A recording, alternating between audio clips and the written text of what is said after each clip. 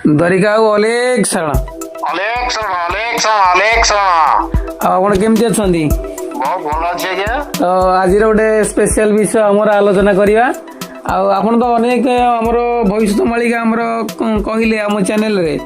ଆଜ୍ଞା ତ ଏବେ ଏବେ ଯେଉଁ ଆମର ଆମେରିକାରେ ଯେଉଁ ଅଗ୍ନିକାଣ୍ଡ ସବୁ ଘଟୁଛି, ତ ପ୍ରାକୃତିକ ଦୁର୍ବିପାକ ହେଇଛି, ୟାକୁ ନେଇ ଆମର ଭୀମଭୋଇ ମାଳିକା କ'ଣ କହୁଛି ଟିକେ ଆମର ଦର୍ଶକମାନଙ୍କୁ ଟିକେ ବିସ୍ତୀର୍ଣ୍ଣ ଭାବରେ କୁହନ୍ତୁ। ଆଉ ଆପଣଙ୍କୁ ସ୍ୱାଗତ କରୁଛି ଆମର ଏଇ ୟୁଟ୍ୟୁବ୍ ଚ୍ୟାନେଲରେ, ତ ଟିକେ କୁହନ୍ତୁ ନା। ଆଚ୍ଛା, ଜଗତ ଭକ୍ତ ସୁଜ୍ଞାହାରି ପଣ୍ଡିତ ସମସ୍ତଙ୍କୁ ଏକ ଅନନ୍ତ କୋଟି ପ୍रणिपात, ଯାହାକି ସନ୍ଥ କବି ଭୀମ ଭୋଇ ତାଙ୍କର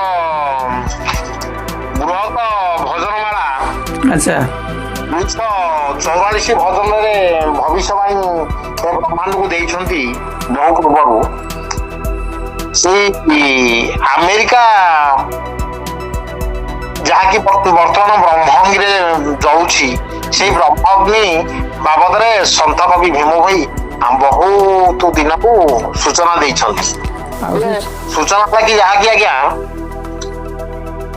ନିରନ୍ତରେ ଉଡୁଥିବ ଆକାଶେ କାଳି, ବ୍ରହ୍ମାଣ୍ଡରେ ବ୍ରହ୍ମଅଗ୍ନି ଉଠିବ ଜଳି, ହିଙ୍ଗୁଳା ବରସି ଯିବ ଗ୍ରାମ ଦେଶ ପୋଡୁଥିବ, ଚତୁର୍ଦିଗ ଧୂର୍ମମୟେ ବିଛିବ ମଳି, ପାରାସୁତ ବିତମାନ ଭିଲା ବସନ ଜାଣ, ପଳାଇବେ ଆୟତେନ ସମ୍ଭାଳି। ବର୍ତ୍ତମାନ ଯାହାକି ଆମେରିକାରେ ଘଟୁଛି ତାହା ସ୍ପଟ ଏଇ ଭବିଷ୍ୟବାଣୀରୁ ଜଣା ପଡୁଛି କି ଏଇ 2025 ମସିହା ମିନଶନି ପୂର୍ବରୁ ଆଜ୍ଞା ସଫଳ ହୋଇ ସାରିଲାଣି। ଆଚ୍ଛା ଆଚ୍ଛା। ଆଗକୁ ଅନେକ ଭବିଷ୍ୟବାଣୀ ରହିଛି, ସେ ଆଗକୁ ସବୁ ହବ। ସେମିତି ନିଶେଙ୍ଗରୁଡ ଆସିବ, ଅଗ୍ନି ରୂପ ପ୍ରକାଶିବ, ହନୁମନ୍ତ ସଙ୍ଗତରେ ହୋଇବ ମେଳି, ଧନ ଦର୍ବ ବୋହି ନେବେ ଲାଞ୍ଜେ ଅଗ୍ନି ଲଗାଇବେ, ପୂର୍ବ ଦିଗେ ବେନି ଧୁନି ଘରକୁ ଚଳି। ଏମିତି ଗୋଟିଏ ଭବିଷ୍ୟବାଣୀ ଆଜ୍ଞା ରହିଛି ଯେ ପଶ୍ଚିମ ଦେଶ ନୁହେଁ, ଚତୁର୍ଦିଗରେ ବ୍ରହ୍ମ ଅଗ୍ନି ଜଳି ଉଠିବ। ଏ ବ୍ରହ୍ମ ଅଗ୍ନି କିଏ ଲଗେଇବେ? ମାନେ ଗରୁଡ଼ ଆଉ ହନୁମନ୍ତ। ଗରୁଡ଼ ଆଉ ହନୁମାନ ସବୁ ଏଇସବୁ କାର୍ଯ୍ୟରେ ସାହାଯ୍ୟ କରିବେ ଆଉ। ଇଏ ଅଗ୍ନି ଲଗେଇବେ ଏବଂ ପୋତା ଧନ ଦ୍ରବ୍ୟ ସବୁ ଯୋଉଟା କି ପୂର୍ବ ଦିଗେ ବେନି ଧୋନି ଘରକୁ ଚଳି, ଅଥଚ ପୂର୍ବ ଦିଗ ଧୋନି ଘର ହେଲା ଯାହାକି ଆମର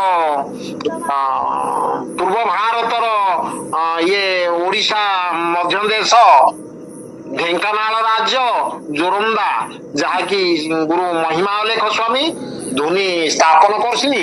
ସେଇ ଧୋନି ଘରକୁ ସମସ୍ତେ ଆସିବେ। ଆଚ୍ଛା ଆଚ୍ଛା। ଡେଇଁ ଡେଇଁ ଯାଉଥିବେ, ଜହିଁ ତହିଁ ପଡିଦେବେ, ପୋତା ଦ୍ରବ୍ୟ ଧନମାନ ଆଚ୍ଛା। ବୋହିବେ ଖୋଳି। ଯାହା ପୋତା ହେଇକି ଧନ ଦ୍ରବ୍ୟ ରଖାଯାଇଛି ବ୍ରହ୍ମାଣ୍ଡରେ, ସେ ଧନ ଦ୍ରବ୍ୟ ହନୁ ଆଉ ଗରୁଡ଼ ଏ ଦୁଇ ଜଣ ଖୋଳିକିରି ପ୍ରଭୁଙ୍କ ପାଖରେ ଆଣିକିରି ପହଞ୍ଚ କରିବେ। ଆଚ୍ଛା ଆଚ୍ଛା, ଏଇସବୁ ଭବିଷ୍ୟତବାଣୀ ସଫଳ ହବ ନିଶ୍ଚିନ୍ତ। ଆଉ କି ରହିଛି ଭବିଷ୍ୟବାଣୀ? ବ୍ରହ୍ମାଣ୍ଡ ଉଚ୍ଛନ୍ନ ହେବ, ମେରୁ ଦ୍ରୁମ୍ନ ନ ରହିବ, ହୃଦୟରେ ମନେ ମନେ ମରୁଛି ଭାଳି, ବଣେ ଭୀମସେନ ଭୋଇ ମୋର କିଛି ଦୋଷ ନାହିଁ, ଯାହାର ବ୍ରହ୍ମାଣ୍ଡ ସେର କିବେ ସମ୍ଭାଳି, ଯାହାକି ଏ ବ୍ରହ୍ମାଣ୍ଡର ମେରୁଦଣ୍ଡ ମାନେ ମେରୁଗିରି ଇଏ ବି ଆଜ୍ଞା ରହିବନି, ଇଏ ପ୍ରାୟ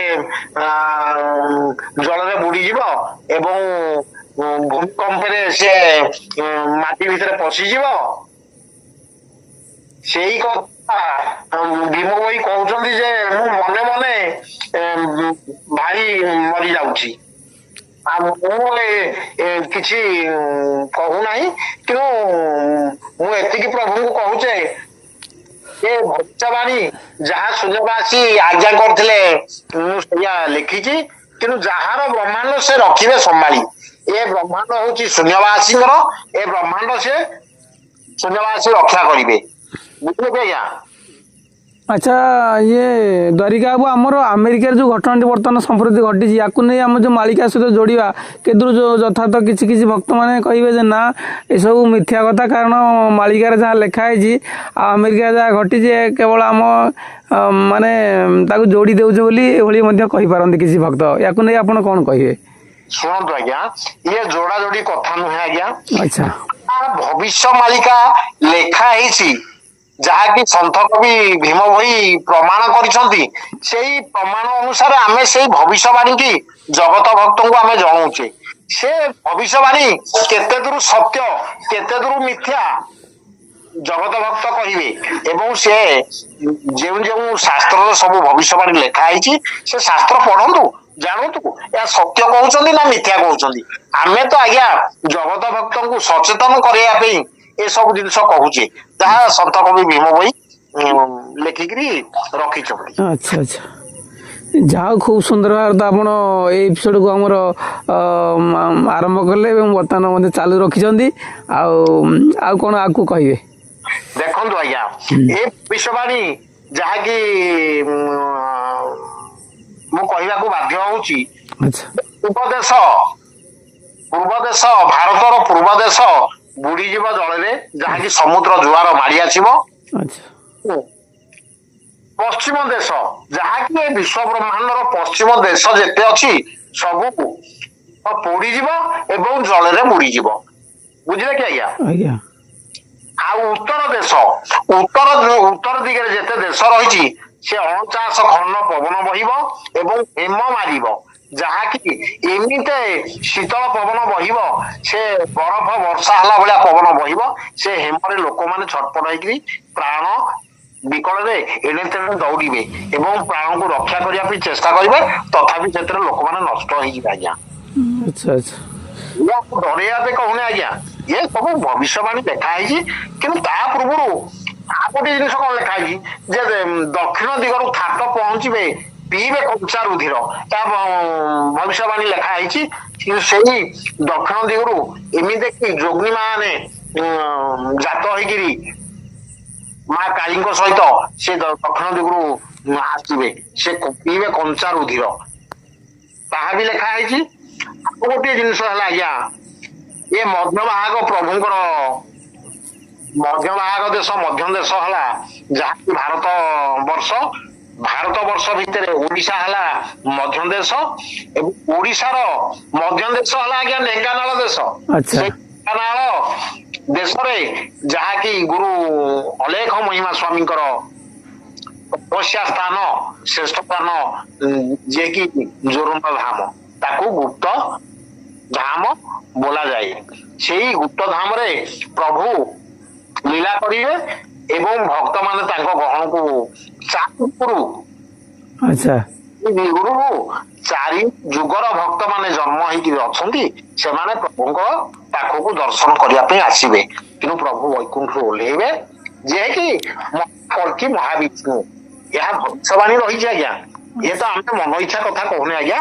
କିନ୍ତୁ ଏଇଥିପାଇଁ ଜଗତ ଭକ୍ତଙ୍କୁ ସମସ୍ତଙ୍କୁ ଆମେ ସଚେତନ କରେଇ ଦଉଛେ ଯେ ପ୍ରଭୁଙ୍କୁ ସମସ୍ତେ ପ୍ରାର୍ଥନା କରନ୍ତୁ, ସଚେତନ ହୁଅନ୍ତୁ।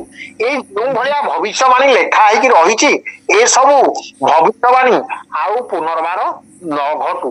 ଆମର ଆଜି ଯାହାକି ଆମେରିକା ଦେଶ ଜଳି ପୋଡି ପାଉଁଶ ହେଇଗଲାଣି। ଆମେ କେତେ ଦୁଃଖ ପ୍ରକାଶ କରୁଛେ। ଜଗତ ଭକ୍ତଙ୍କୁ ସମସ୍ତଙ୍କୁ ଆମେ ପ୍ରାର୍ଥନା କରୁଛୁ। ସମସ୍ତେ ଘରେ ସେଇ ଗୁରୁ ଅଲେଖ ମହିମାଙ୍କୁ ପ୍ରାର୍ଥନା କରନ୍ତୁ, ଡାକନ୍ତୁ ଯାହାକି ସେଇ ଆମେରିକା ମହାଦେଶ ରକ୍ଷା ହେଉ, ସେ ବ୍ରହ୍ମଗ୍ନି ଲିଭି ଯାଉ। ଏତିକି ମୁଁ ଜଗତ ଭକ୍ତଙ୍କୁ ସମସ୍ତଙ୍କୁ ଅନୁରୋଧ କରୁଛି ଆଜ୍ଞା, ପ୍ରାର୍ଥନା କରୁଛି। ତ ଯାହା ବହୁତ ଖୁବ ସୁନ୍ଦର ଭାବରେ ଆପଣ ତ ସହଯୋଗ କଲେ ଏଇ ଭିଡ଼ିଓଟି ପ୍ରସ୍ତୁତି କରିବାରେ। ଆଉ ଆପଣ ଯେଉଁ କଥାଟି କହିଲେ ଯେଉଁ ବର୍ତ୍ତମାନ ଆମେରିକାବାସୀ ମାନେ ଯେଉଁ ଭଳିଆ ମାନେ ତାଙ୍କର ଦେଶ ପୋଡ଼ିଯାଉଛି, ଭୟଭୀତ ହେଉଛନ୍ତି, ଆଉ ସେମାନଙ୍କୁ ଆମେ ତ କିଛି ଦୂରରୁ ଥାଇ କିଛି ସାହାଯ୍ୟ କରିପାରୁନେ, କିନ୍ତୁ ଭଗବାନଙ୍କୁ ଡାକିବା ଯାହା ହଉ ଆଉ ବିଶ୍ୱର କଲ୍ୟାଣ ହେଉ ଏବଂ ଏ ଅଗ୍ନି କିଭଳି ଶୀଘ୍ର ଲିଭିଯାଉ, ସମସ୍ତେ ଶାନ୍ତିରେ ରୁହନ୍ତୁ। ତ ଆମେ ତାହେଲେ ସମୟ ତ ଏଇଠି ଇସାରା ମାଗିଲାଣି, ଆଉ ଏଇଠି ଭିଡ଼ିଓକୁ ଏଇଠି ରଖିବା। ଆଉ ପୁଣି ଦେଖାହେବ ଏଇଭଳିଆ ଗୋଟେ ସୁନ୍ଦର ଭିଡ଼ିଓ ପ୍ରସ୍ତୁତ କରିବା। ପୁଣି ସାମ୍ନାସାମ୍ନି କିଛି ଗୋଟେ ଭିଡ଼ିଓ ପ୍ରସ୍ତୁତ କରିବା। ଇଏ ତ ଆଉ ଟିକେ ସମୟ ହେବାରୁ ଆପଣଙ୍କୁ ଭେଟି ପାରିଲିନି, ତଥାପି ଭିଡ଼ିଓ କଲ୍ରେ ଗୋଟେ ମଧ୍ୟ ଭିଡ଼ିଓ ପ୍ରସ୍ତୁତ କରିବା। ଆଉ ଇଏ ତ ଫୋନ୍ କଲ୍ରେ ଗୋଟେ ଭିଡ଼ିଓ ହେଇଗଲା। ଆଉ ଭିଡ଼ିଓକୁ ଏଇଠି ରଖିବା। ଆଉ ସର୍ବେ ଭବନ୍ତୁ ସୁଖିନଃ। ଭବନ୍ତୁ ନିରାମୟ, ସର୍ବେ ଭଦ୍ରାଣି ପଶ୍ୟନ୍ତୁ, ମା କଶ୍ଚିତ୍ ଦୁଃଖ ଭବେତ୍। ଓମ୍ ଶାନ୍ତି ଶାନ୍ତି। ଅଲେଖ ଶରଣ, ଅନେକ ଶ୍ରମ, ଅଲେଖ ଶରଣ। ଅନେକ ଶ୍ରମ।